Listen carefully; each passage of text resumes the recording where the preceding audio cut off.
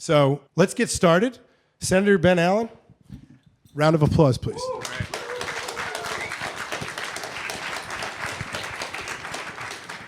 You hear a lot about politicians. This guy is the best. I've known him forever, and he's not a traditional politician of whatever you see on the news. He's an incredible thinker. He is a brilliant man and a friend, and I'm honored to have him sit here with me today. And let's get started. It would be remiss if we didn't just say something about the fires, right?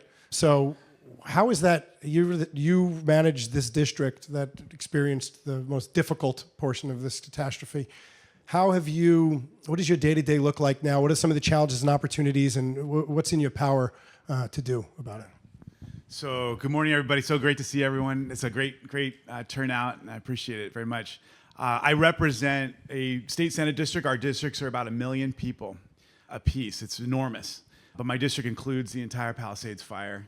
It also goes all the way out to Hollywood, the whole coastal South Bay. So it's a lot of different communities, from Palos Verdes all the way up to Calabasas, all the way out to the Hollywood Bowl, and certainly this wonderful community here in Venice. What a difficult few weeks it's been. This beautiful community that I know well. We've been members of the Kehillat Israel Synagogue for a long time up there. You know, I grew up in Santa Monica, so we're kind of sister communities. So many of my friends from there, and just to have the whole community burned down to a crisp right in front of our eyes. I've been up in the zone a number of times. Now, of course, we've moved from shock to anger. I think people are very upset, justifiably, about losing their homes, losing their community. It's been immensely difficult, and there's now this incredibly challenging process involved with the cleaning of it all and the rebuilding, and there's so many factors to this. And part of the challenge is that everybody's flying a little blind. I think people want to think the government knows exactly what it's doing, and I think anyone who's worked close to government knows it's just a bunch of people trying their best for the most part. And if yes, we have federal support, who go from disaster to disaster, and that's immensely helpful. Quite frankly, I can't imagine that the president would consider disbanding FEMA, given their immense experience. But having their help is really helpful because they go from disaster to disaster. Most of us have never experienced a disaster. Most people have never built a home. Right? I mean, most people, you buy a home, you rent a home, you don't build a home. If you have built a home, you've never built on a toxic fire site, and with all the challenges associated with that.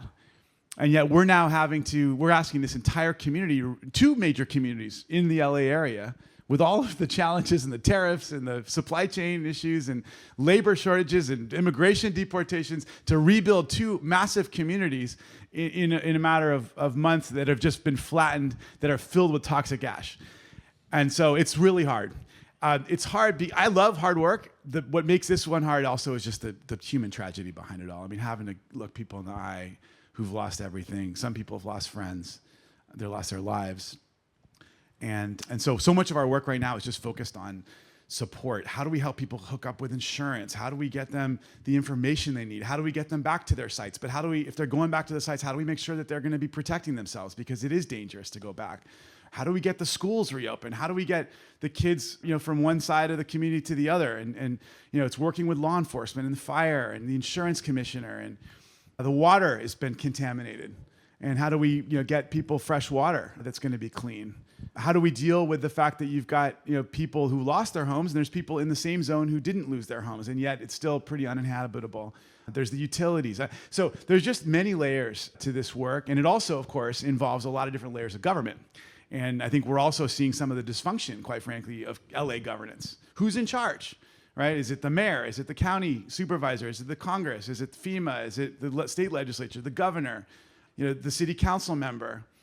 It's interesting talking to my colleagues who are state senators in other parts of the state. When they walk in the room, they're the big cheese because their counties are 100,000 people live in the county. They represent 1 million people. But when I walk into the room as representing 1 million people, the mayor's got 3.5 million constituents. The supervisor's got 2 million constituents. The congressman's got a similar. So there's all these cooks in the kitchen, and different skills and different interests and different focus. And so that's a whole nother layer of challenge too. And my job, I see my job, quite frankly, as supporting their efforts, giving whatever support we can from the state, advocating for the community, trying to get resources. We've just got a major package of funding through from the state, and then just pushing the state agencies to provide whatever help they can to the locals and the feds that are doing the bulk of the on-the-ground work of the cleanup and recovery. Yeah, it just, when we talk about levels of government, does that make sense to everybody? Okay. Does everyone think they know all the levels of government? Okay. Does anyone know what a county supervisor is? Yeah. Do you know what they do? No. You know the difference between a state senator and a federal senator? Yes. All right, good. Good. There's a couple that... Yeah. No, look, there's something like 20%, some studies say 20% of people understand civics in general, and even less get involved in it. But just for another matter of fact, is anyone here involved in civically active businesses? Raise your hands. Okay. AI or any of the emerging technologies right now as part of their business? Got it. Anyone use AI in general?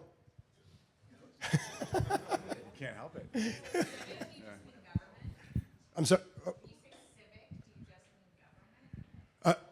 Civics is different. Civics is your responsibility as a person versus getting involved in working for the government or necessarily being a politician. Civics is the understanding of government and what's required there. But can you explain a little bit, Ben, about the levels of government and why it's so important to understand and how that can impact people in terms of getting involved? It's funny, Americans love decentralization, and, right? And yet we also want the government to function decisively when we need it. And those two are they're in discord. They're in discord. So we've got all these levels of government, right? You were on a neighborhood council. That's a very micro experience, right? It's literally the people in the neighborhood who get together and elect a neighborhood council that advocates for the neighborhood. You have a city council and a city government with the mayor in charge who oversees the city. Above that, you've got the county government with a 5-member board of supervisors. No elected executive. That's changing, by the way. We just all voted to create a new elected executive for the county, which I think is a good thing, quite frankly, because I think it's going to create some locus of responsibility and accountability. Above that, you've got the state government with a legislature that mirrors Congress, an assembly and a Senate, and a governor. And then, of course, there's the federal government with the House of Representatives, the U.S. Senate, and then the president. And each of these layers of government take care of various aspects of life. And it's amazing how complicated it can get. I interned when I was in college for the county supervisor, Zev Yaroslavsky at the time. And I sat in the front and I would just be listening to all the folks handling the calls that were coming in. And half the time the call was, "Oh, thank you, that's a city problem. Let me send you over to the council member. Oh, that's a state problem. Let me send you to the state legislator. That's a federal problem." And these people got so good at knowing, who to direct people to. And but it's difficult. It's ridiculous, right? That we ask people to have to understand civics just to get basic services from their government. And I will say, part of our responsibility as elected officials, and we all have staff, is to really get to know everybody we work with at every level of government, so we can work more seamlessly together. But what ends up happening? Politicians sometimes they've got egos, they're competitive. Sometimes people don't work well together. I'm really blessed to have a group of local electeds and right up and down the chain where we've got good working relationships. But some of my colleagues have terrible relationships with some of their politicians, and that can get really in the way of their constituent service work as well. So it's not necessary to know every detail of every institution, but it is important. I think when people wonder sometimes why the messaging can get a little jumbled, it's because you do have a lot of cooks in the kitchen. And there's beauty to the system, right? We do try to decentralize because we're not a monarchy. We don't like centralizing power. We don't like handing everything over to one person. But that does sometimes lead to a messiness. Yeah.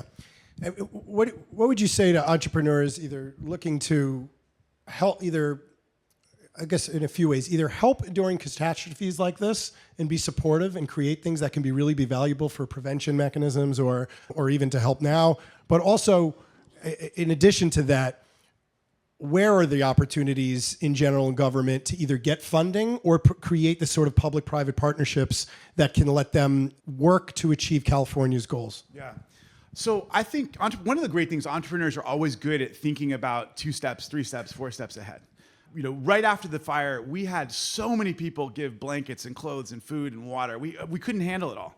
So that was the obvious stuff. People wanted to help in a way that was obvious to them. But what they didn't always think of was what are people going to need next week? Or what are the other things that aren't immediately obvious? I'll give you one little example. There was a synagogue in West LA that called up the synagogue in Palisades and said, hey, what can we do to help you? And of course, the people in the Palisades said, I'll call you back. I mean, they literally lost their homes. They lost everything. They were in no place to think about what they even needed. And then the synagogue in West LA then called them back and said, you know what? Check it out. You guys are going to come to our synagogue on Friday night. We're going to give you our sanctuary. We're going to have a toy drive for your kids. And we're going to give you food and clothing and for your families that have lost their homes. And you're going to take over the synagogue and have a ceremony, a celebration of healing. Hundreds of people showed up. These are people who had been, every single person from the synagogue had been displaced. I mean, if they hadn't lost their homes, they were evacuated at least. These are people that wouldn't necessarily normally go. These are people that wouldn't necessarily normally call up for mental health, but when they got the email, they came because they desperately wanted a sense of community and they wanted a place of healing. And I just bring that up to make the point that the folks at this place in West LA understood what the people in the Palisades needed more than even they did at the time because they were in such shock. So, I think proactively about the kinds of needs that are going to be in this community. This is a community that was vibrant and living and engaging, and now it's literally they can't. The people are still there. Thankfully, we did lose some people, but the casualties were actually pretty low given the amount of destruction. But the community itself is now dispersed. Lots of people living in our midst, right? I mean, I met someone whose sister is living with him, displaced right here in Venice. So they've got to re-enroll their kids in schools. They're trying to figure out what their next steps are. They need to. They're off. Their home offices have burned down. They're missing their documents. So what kinds of support can we give them? When they've lost the home office, when they've lost a lot of their documents, when they've so from a business to business perspective, I think there's ways you guys can be proactive. When it comes to helping the government, I will say, and I know you've experienced this too, it can be sometimes a little frustrating because the government's bureaucratic. The government has a way of doing things. The procurement processes are difficult. And sometimes I've had a lot of entrepreneurs, even in the last couple of weeks, say, hey, I've got this great product. It's going to solve the problem. We're going to get water. And hey, just get me in front of a couple people. And it's hard for them to break through. They've got some product that they think solves the problem. Sometimes there's already a solution that they're not aware of. And sometimes it just doesn't fit neatly into the way that the bureaucrats that are handling the recovery think. And so I just encourage you to be creative. Don't be discouraged when you have trouble getting through. Be willing to modify your message and your product and actually listen closely. Don't just come with a solution that you've already figured out without listening to the people you're trying to pitch it to, because you're going to have to modify your product in a way that's going to meet their needs. And it's hard sometimes to get in if you're an entrepreneur, you do not have the mind of a bureaucrat. And if you're a bureaucrat, you do not have the mind of an entrepreneur. You are separate types of people. And you're beautiful people, and you both add a lot to our society, and we need you to work together. But you're like oil and water in a lot of ways, oil and vinegar. They blend nicely, actually. But, honestly, we can help you. We can help you translate between those two worlds, because politicians are kind of we have one fit. We have to be entrepreneurial. It's part of, you got to put yourself forward and run for office and pitch yourself and be risk taking. And bureaucrats aren't like that. But we also work within the bureaucracy, and we know the massive systemic challenges that they're trying to solve. And so I would just encourage you to be creative, but also put your mind in the systems thinking of someone who's trying to run a massive undertaking, cleaning up and rebuilding the Palisades, and understand that whatever product you're bringing to them is just doesn't necessarily fit into the way they're thinking about it. That doesn't mean that you can't figure out a way to incorporate it, but you've got to really use all your creativity and people skills to figure out how to do it. And of course, there's also going to be a lot of personal actors in all of this, individuals that are going to be stepping up to help the community, whether the government likes it or not. And there's ways to kind of insert yourself. But I just encourage a lot of creativity and trying to get your head into the mind of the challenges of the government in order to help the government. Do you think that some of those challenges, how does California recognizes some of those challenges? A lot of regulatory, it could be bureaucracy. what does California think in general? California, the state of California, how would you say it responds to knowing that those things exist for entrepreneurs? And where does it sit on that? Is it trying to make it easier? Is it trying to make it better? How is it engaging the entrepreneurial solution problem-solving mindset into the ways that, engineers and entrepreneurs, it's a different, like you said, they solve problems differently, Right. Remember that the government is not some coherent blob that's ready to always roll in a predictable way, right? It really is a reflection of the wild diversity that is our society. And so many different people in government come with different perspectives and different priorities. Certainly, there is a lot of pride in California's entrepreneurial leadership and a lot of interest in focusing on California's entrepreneurial leadership. And I think you see that right up to the governor. I mean, he himself was an entrepreneur. He's close to the tech sector, particularly in San Francisco. You can see how much he wants to help grow the sector. And you see a lot of individuals that are very interested. You also have other individuals that are pushing other agendas. Labor rights, environmental protections, safety. There may be special interest groups that are trying to push, for their particular solution, or try to protect their piece of the puzzle. The realtors are an incredibly powerful block up in Sacramento. I mean, one of the interesting things about being up there is you just get a window into this incredible range of special interest groups that have built a niche for themselves. And part of what they're trying to do, quite frankly, is to protect their prerogatives. There's a tied house rules. I mean, there's things I never knew about before I got up there. But you can't sell if you're a distiller, a whiskey distiller. You can't sell directly to a consumer. You have to go through a distributor. You can do it directly at a very limited level at the distillery, but you can't just start shipping on your own to the general public, because there's these people right in the middle called the distributors who have created a niche for themselves, and they protect it like the devil. You've got all these different groups out there that are fighting each other. The cosmetic surgeons are fighting against the plastic surgeons. I didn't even know there was a difference between them until I got up there, but it turns out there is, and they hate each other. The podiatrists want to work further up the leg. There's the leg people like, no, you stay to the foot. You got the nurses fighting against the doctors, fighting against the hospitals, fighting against the insurance industry, fighting against the pharmaceuticals, but they all lock arms against the trial lawyers. Right? So there's just this kind of massive mix of battle. And it's ridiculous sometimes that it's the legislature that has to cast judgment, but we don't have a better place to do it. But then it becomes also about power and persuasion and relationships and who gets in with the lead. Hey, are you going to be with us? We're the docs. You got to stand with us against these other guys. And that's a lot. That's a lot of what ends up happening up in Sacramento is these kind of power battles that are beyond what most people are thinking about. Certainly not these. I think these are not things that motivated me to run for office when I was putting my name forward.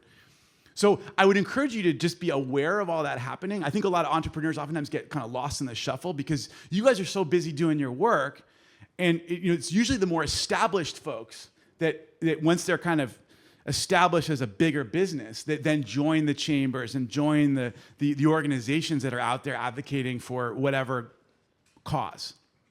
Tech has a strong voice in Sacramento, but it's dominated by the big guys, right? It's dominated by Google and Facebook, those guys, right? And so I think that one of the things I'm constantly trying to do in my job is say, who's not at the table, who's important to our state, that's too busy actually doing the work than to be up here in Sacramento in my face asking for a special carve out. And so I would just say, I guess what I would say is I love the fact that everyone's here trying to learn a little bit about our system, because as they say in Sacramento, if you're not at the table, you're on the menu, right? And the government is not going away. They will not leave you alone. Right? Because there's always someone out there that is going to find something about your business model they're going to want to regulate. Some other group, some other person that sees a threat or an opportunity. And I just encourage you, for the sake of your career, to not ignore politics and government. As much as, focus on your work, focus on your product. Of course, that's got to be your number one. But don't ignore what's happening in the political realm. Because, the political realm has a lot of power over the work you do, ultimately. And we need the voices of entrepreneurs up in Sacramento more than ever. We rely on your creativity. We rely on you staying here and building businesses here and hiring people here. And that's an important part of what makes California great. We know that our state is expensive. We know the costs are high. We know we've got a lot of regulation. And so we really rely on, we also know we're never going to compete in pencil manufacturing or kind of, lower level tic-tac stuff. We're going to rely on the brain driven products that you're working on biotech, on the stuff coming out of our universities. Those are the kind of things that are going to keep California competitive in the long term. Most politicians know this and they want to help, but they're also oftentimes flooded with messaging from folks that have just built their entire business model around influencing the government. And you're justifiably not doing that. You're actually working on products, right? You're actually working on things that are going to help people, but incorporate a political and government strategy in your long-term thinking. I can't encourage that enough. Awesome. Yeah, you brought up a key word there also, biotech. Biotech is one of many emerging technologies, revolutionary technologies, revolutionizing technologies that are emerging right now. AI, robotics, quantum computing, nuclear energy, biotech, things that are, we've never in humanity, you can only handle one at a time usually. We're about to handle like 10 at a time, and that's kind of the singularity and the as good well, news right? for you is the government can't even think about these issues fast enough to regulate them. Now, that there's downsides to that, by the way, because it leads to abuse. But there actually is so much opportunity for innovation here. And the more you can kind of establish your value added before the government gets around to figuring out what to do with you, the better for you.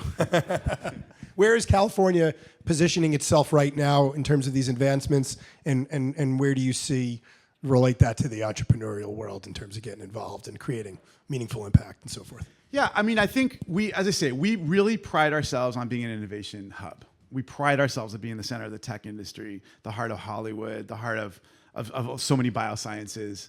We've invested, quite frankly. I mean, so much of the investment we put into the University of California and Caltech and Stanford, and all of those investments are paying off in ways that have really come to benefit our state. We rely on this creativity, innovation, and entrepreneurial spirit. And I think we're really proud of it. We want to keep it. We're also worried about our competitiveness. I think we understand our costs as I say, our costs are higher, our regulations are higher, our taxes are higher. And we're in this constant push and pull with other states that are trying to steal our businesses. I'm dealing with this right now. I'm working on a big TV film tax credit expansion to help make sure that we keep our competitiveness with TV and film production here. You've seen other states and jurisdictions and countries that are stepping up and really trying to steal a lot of that work.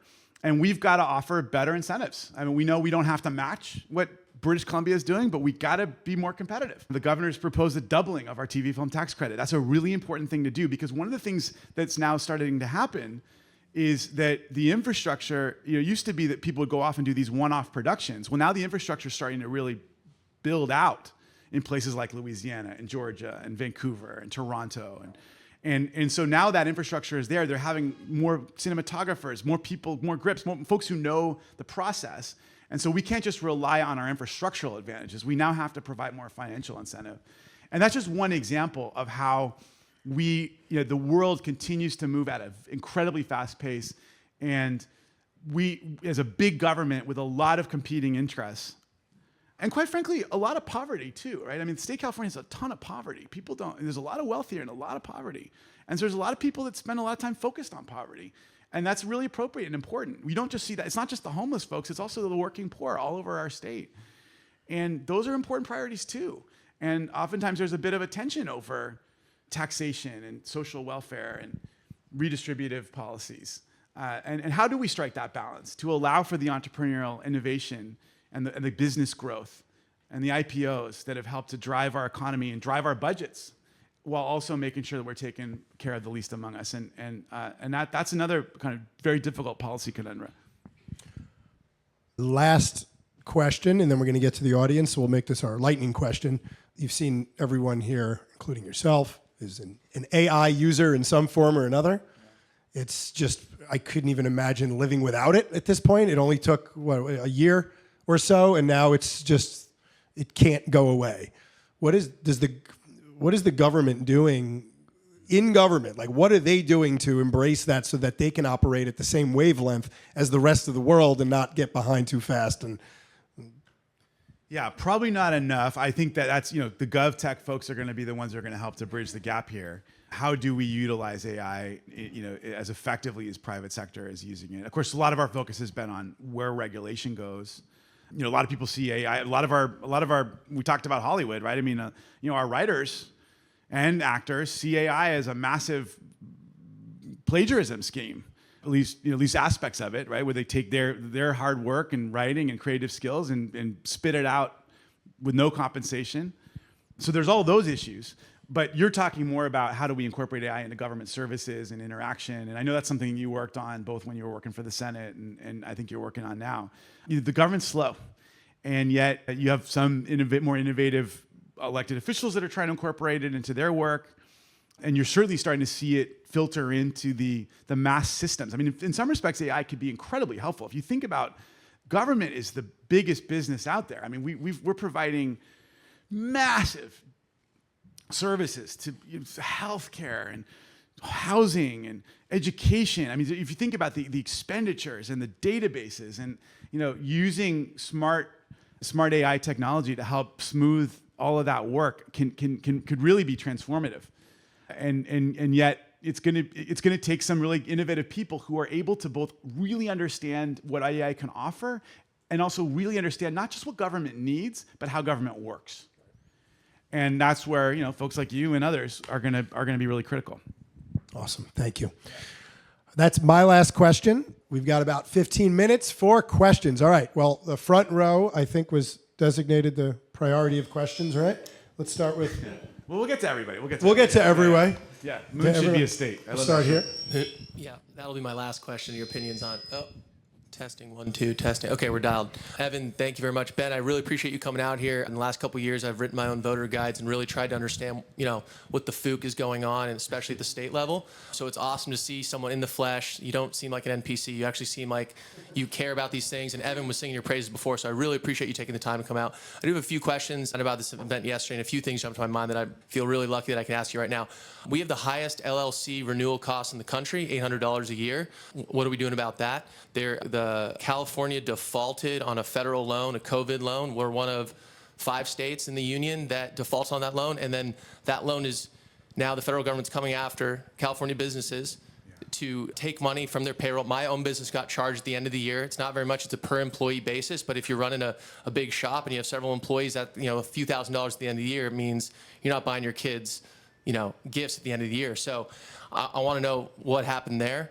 And I'm also the Palisades Reservoir. If you have a couple sentences on why that was empty, I'm really trying to understand what happened there. And also, finally, we talk a lot about innovation and California, trying to be an amazing place for the future. And I'm very concerned with some of the AI legislation that thankfully Newsom vetoed. It's one of the good things he's done. He vetoed Anthony Weiner's legislation, which is trying to slow down AI and regulate it. You mentioned you're glad that we're creating all these new things. The regulators can't even keep up with it. But I would love a situation where the regulators were actually good, and if they could keep up with it, it would actually help things. And just, quickly, I would love no regulation at all. We just had China come out with DeepSeek. We're in a hot, cold war right now. Like, the race is on. I want government to, frankly, stay out of it. I think they shouldn't do anything, and I think we need to go full speed ahead. And that's my opinion. I'm curious your thoughts on that. And finally, if you think Moon should be the 50, and finally, if a Moon should be the 51st State of the Union, the Moon. Yeah. I'm curious your thoughts on that. Thank you very much. Appreciate it. You got your work cut out for you there. We'll try to keep these a couple minutes each so we can get to everybody as well. Okay. Yeah. Well, the moon, no one lives there yet, but maybe in the future, right? But it was certainly, yeah, we're there for, that's true. It's still, actually, no one else has been there except for the Americans. But it's been a while. Reservoir, a great example of governmental dysfunction, right? It was about a $100,000 fix. There was a crack in the reservoir, and it was just one of those many deferred maintenance projects that just didn't get taken care of. There's a big debate as to how much of a difference that would have made. I think it would have made something of a difference, right? I mean, there would have been a little more water up there for sure, but it probably wouldn't have been the magic bullet that some people are claiming. But it is a good example of how projects, there's a lot of deferred maintenance in the public infrastructure. And that's maybe another thing AI can work on. I love your questions about the COVID loans and the LLC. We are in the process of paying back the money. We do worry a lot about the posture of the federal government right now. I think under a normal, even Republican president, there wouldn't be some of the questions that are popping up right now about. But that was, we were in a budget retreat actually yesterday, and one of the topics was paying back the money. And I wasn't aware that they're clawing back businesses' money associated with it. Yeah. So I'm going to look into that. I'm also going to look into that LLC cost, $800. I mean, I think that ought to be, zero. I wonder if, well, I mean, it shouldn't be zero for Amazon, right? I mean, if it was incorporated here, which is probably not. No, they create a bunch of jobs. Why shouldn't it be? It should be zero for Amazon. Because there are some administrative costs associated with maintaining the paperwork associated with these corporations. I think I don't want to see it. Should the taxpayer pay? Maybe, right? I mean, but the flip side is, should we make it more reasonable for especially small guys that are just trying to get off the ground when they have a low payroll? I do think so. So I'd actually like to. It's the first time it's ever been brought up to me, quite frankly, and I'd love to look into maybe it can be calibrated based on your size of your business or something like that. But I don't personally have a problem with Amazon paying a fee to help pay for the incorporation costs, because otherwise it would be the taxpayers paying for that, and that may not be fair. But your point's well taken. So does that? I'm trying to be quick because I know there's about 5. The last one was AI. Oh, AI.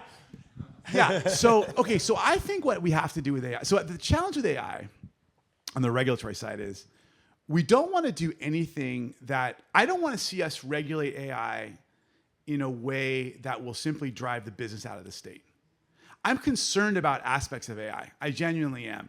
I brought up the issues with plagiarism, with the writers and the actors have been bringing up. And for example, we just passed some legislation that the governor did sign that increased the rights of an actor whose image and likeness is being utilized in AI to, that was one bill we passed. I was at a music studio not too long ago, and they played some music that was so close to the original music that it really becomes an IP violation from my perspective. And again, I don't want to be such a stickler on IP, but the flip side is these are creative people. I mean, just like I represent a lot of tech people, I also represent a lot of creatives that their whole lives are based on their creative output.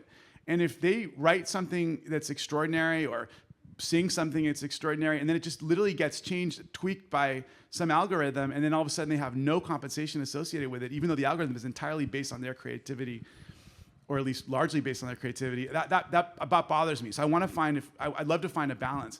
I also don't want, I will say, throughout this whole conversation, I don't want to see us regulate AI in a way that simply will offshore the work.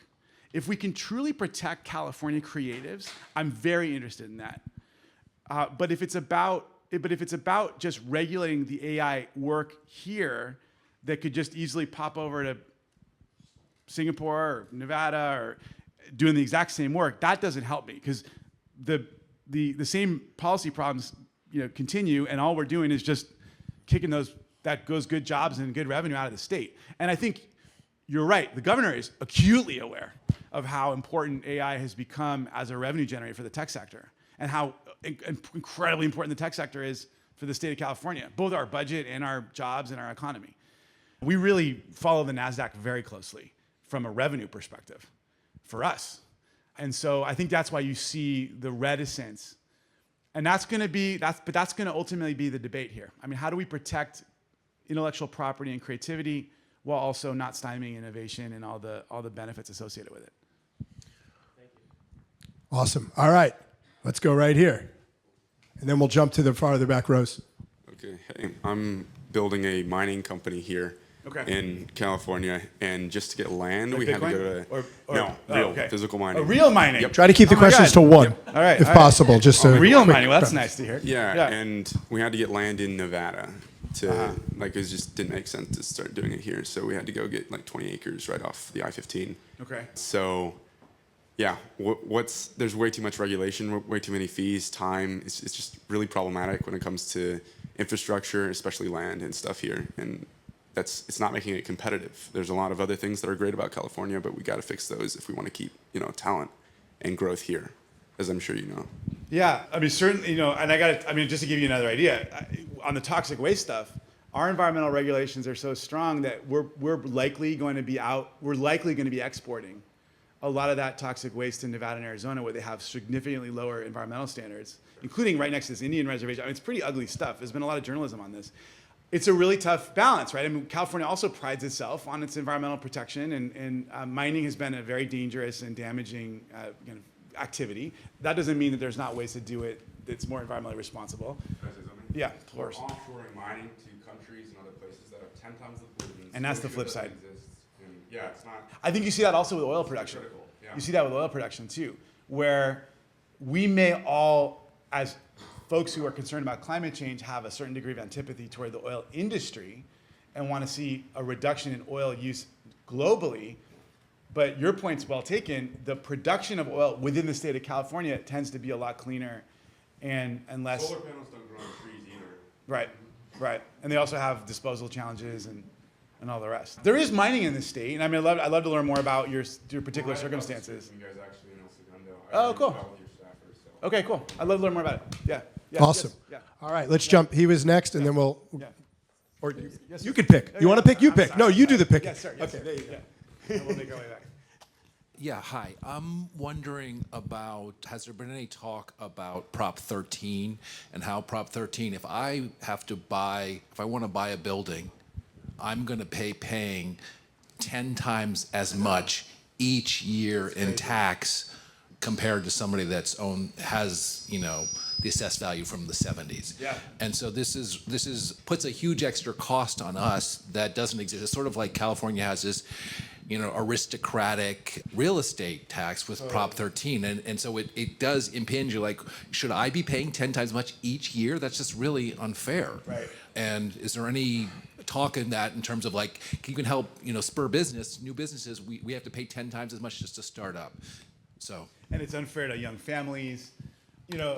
So traditionally Prop 13, Prop 13, for folks who don't know as much about it, it basically locks in very low property tax rates and increment for when a property is purchased. And, of course, it was passed at a time when home values were skyrocketing, and a lot of people on fixed incomes were basically getting priced out of their homes because of their tax liability, which was pretty ugly. Now, of course, it extended to while I think it was passed largely to help residential folks, the biggest windfall has been big corporations, right? I mean, Disneyland is still paying their tax increment from, the 70s, from their assessed value in the 70s, and they're paying a much, much lower rate than either of us are paying.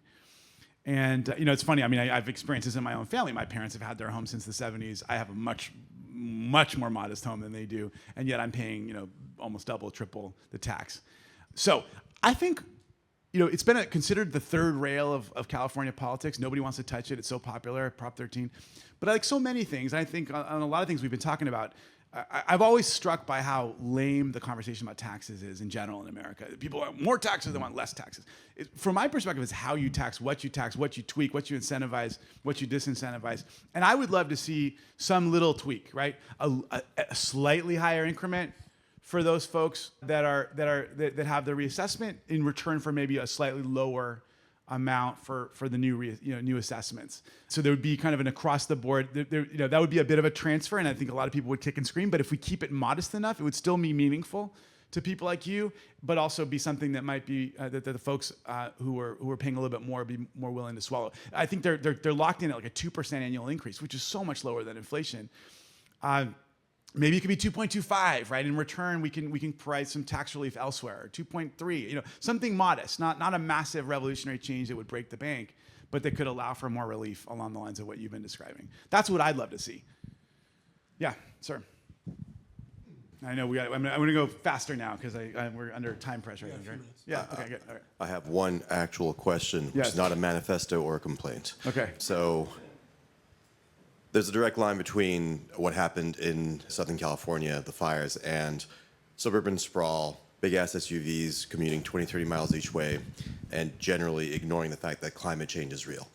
As we're rebuilding, is there some provision in California to rebuild in a way that doesn't propagate these same mistakes, such that this will happen? I absolutely agree with the core premise of your question, and I am concerned that there's so much pressure to just get people back on their feet and rebuilding, which I understand completely. I mean, if you lose, I think it's easy for those of us who haven't lost a home to think bigger picture, but these are folks that have lost everything, and they're so anxious to get going again. The flip side is it would be ridiculous for us to just carry on as though this hadn't happened and just repeat the same mistakes of the past. I mean, shame on us if we rebuild in a way that will just lead to a high likelihood of this happening again for the next generation of people who live in those homes.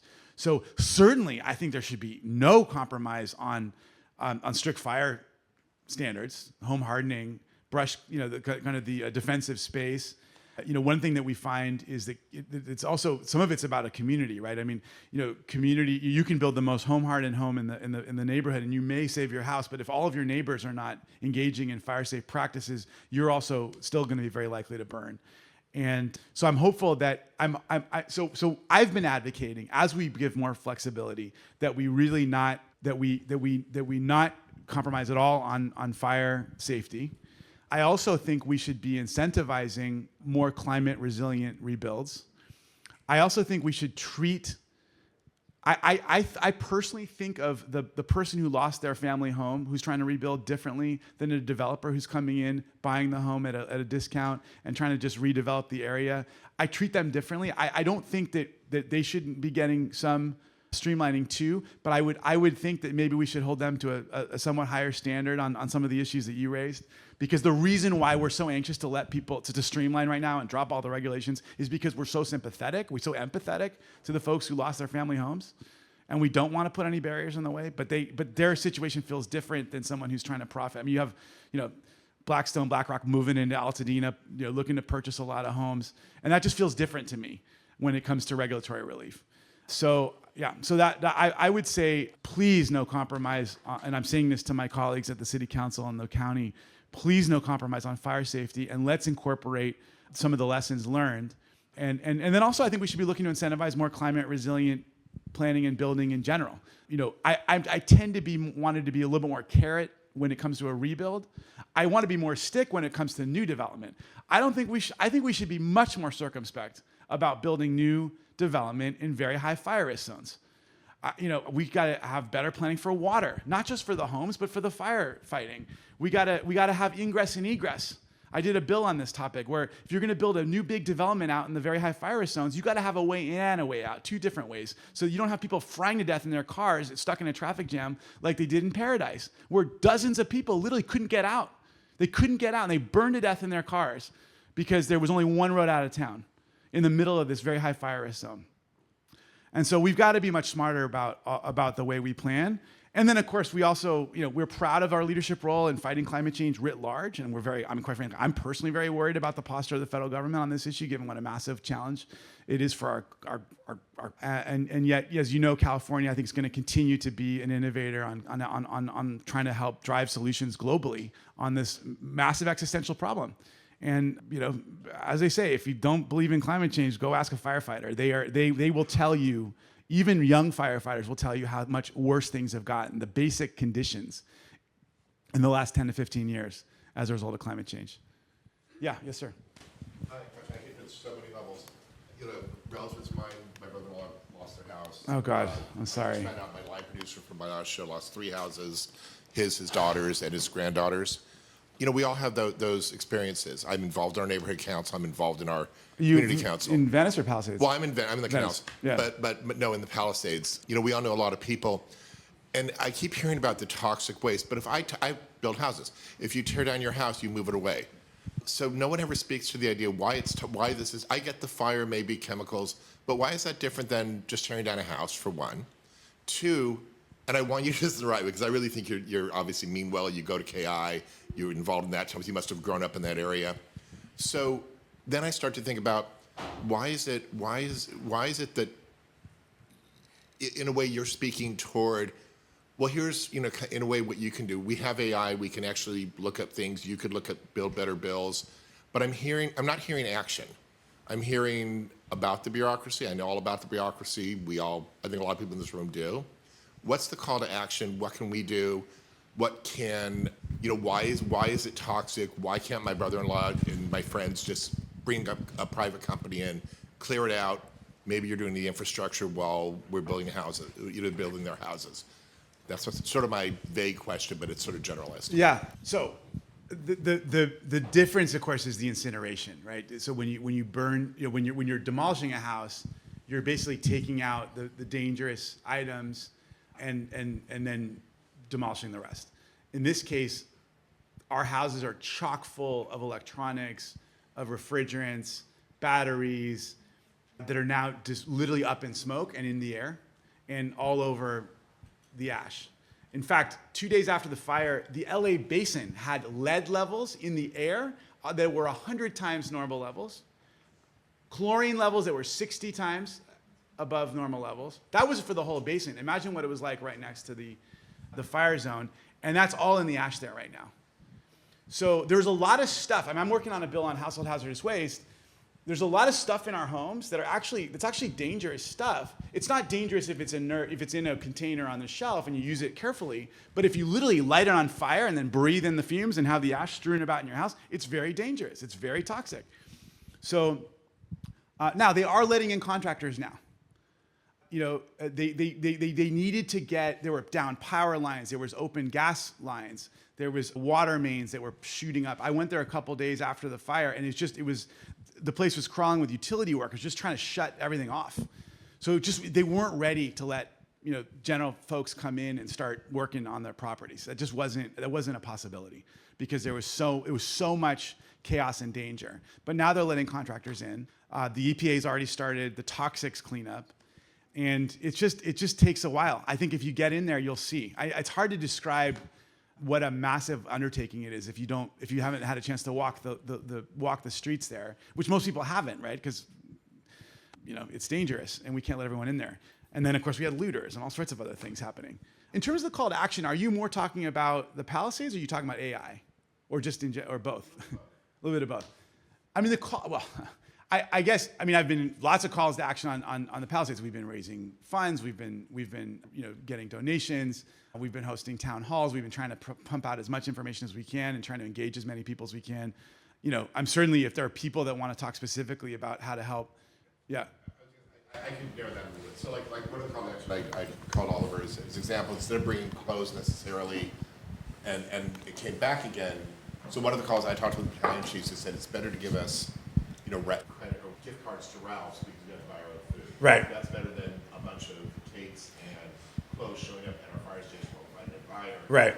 It has a longer term effect. And then I send cards to your friends and I came back with one of my friends in Acton who said, that's actually great because I don't even know if I need underwear this morning. Right. So that would be kind of a call to action. A house that's burned down, you just helped explain why you can't just get into with your own contractor.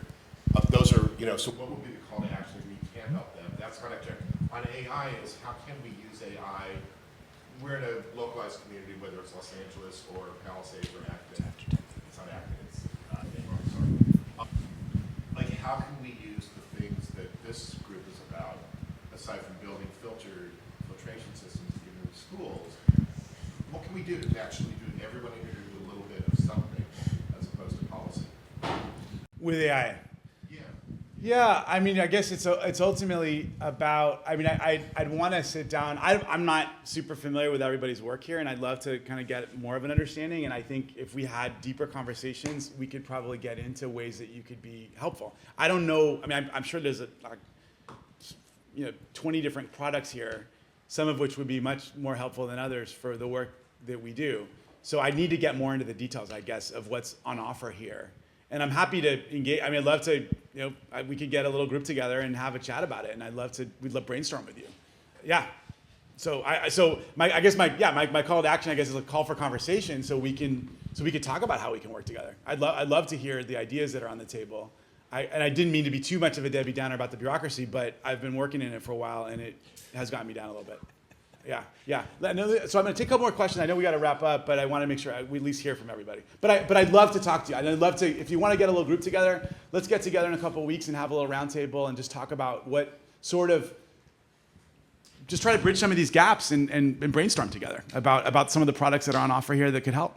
Thank you. And I meant to say, by the way, thank you for being here. I forgot to say that. Yeah, no, I appreciate it. This is fun. Yeah, yes, sir. And then we'll go over here. Yeah. Yes, sir. And then we'll go over here. Yeah.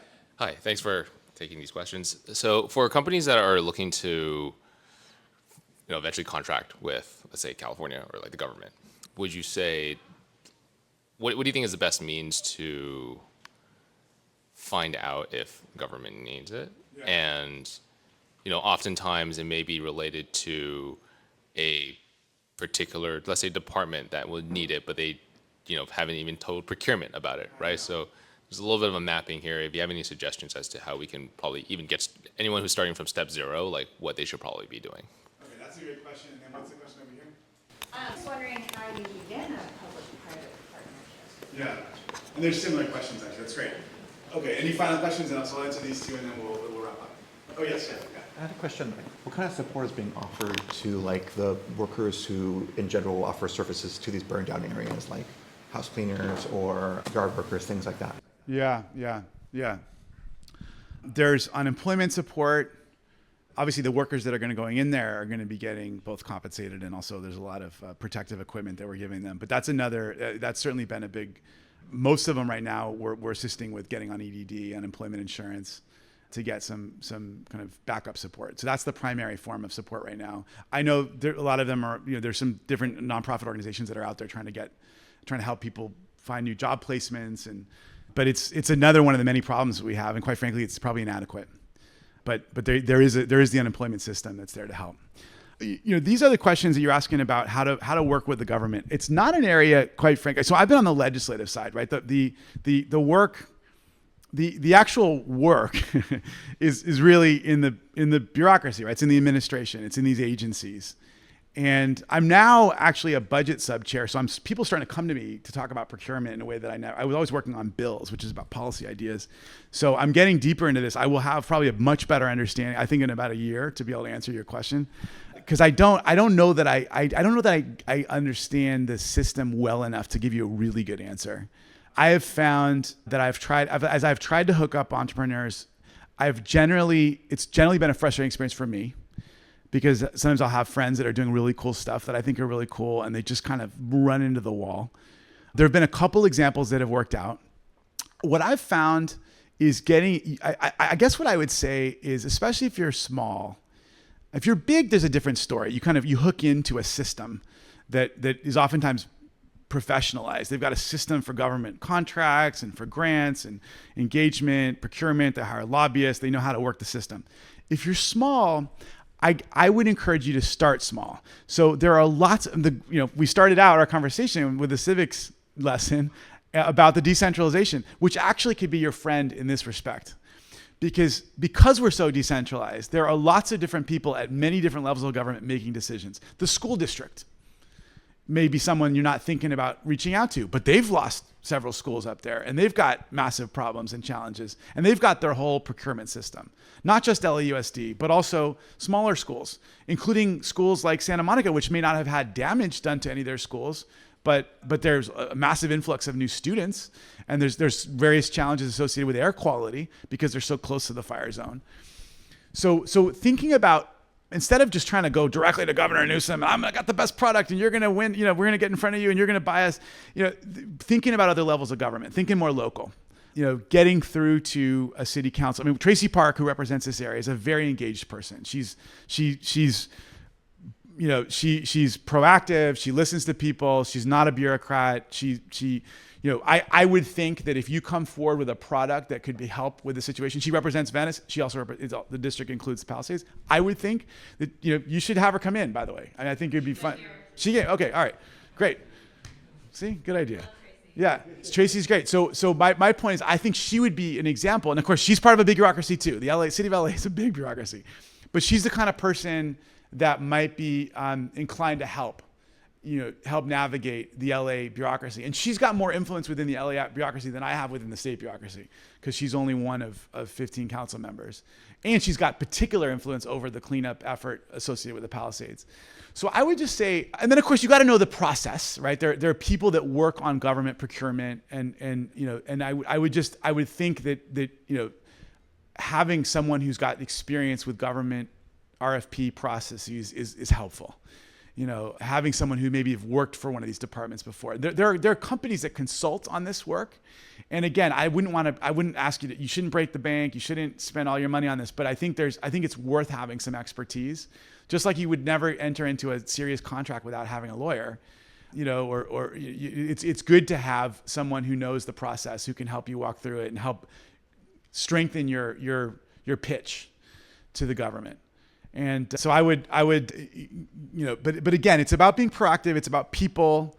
It's about not being too discouraged by the kind of bureaucracy. So if one fire station turns you down, go to the next one, and just and try to see if you've got ins. Work through someone like Tracy. Find people like Tracy within the system that are a little bit more entrepreneurial and a little bit more aggressive and a little bit more willing to take risks and listen to different kinds of ideas. Who's kind of an anti-bureaucratic, she chafes at the bureaucracy. And that's a good thing for you, right? Because you want someone like that who might believe in what you're trying to do and could help you. And I would encourage you to engage with her in her office and her staff if you're trying to help.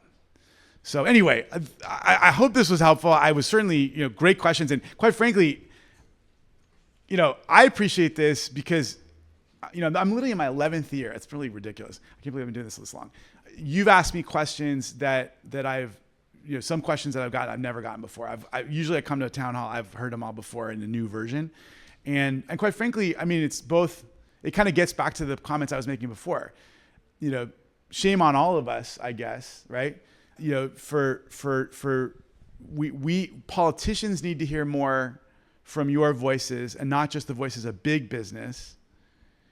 And you need to engage more with politicians, right? So I really appreciate this conversation. I hope we have further dialogue to talk about ways that AI can be helpful with government. I'd love to brainstorm with you guys.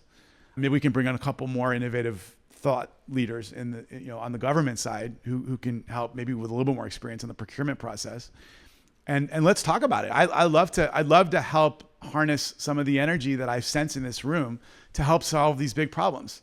And in the end of the day, it's so easy to just get discouraged by the faceless bureaucracy, and it's ultimately my job to help push through that a little bit and make the system work a little better.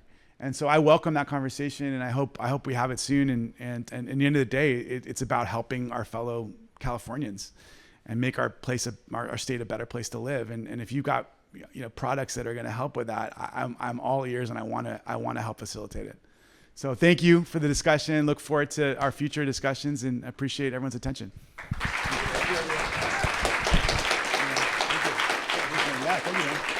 Thank you for joining. Like everything Ben said, I don't think I have too many closing words here. You guys are great, and we are the entrepreneurs that actually do the things that make the world creative, better, innovative. So keep doing it, and we'll see you here next time, and we'll try to make that session happen.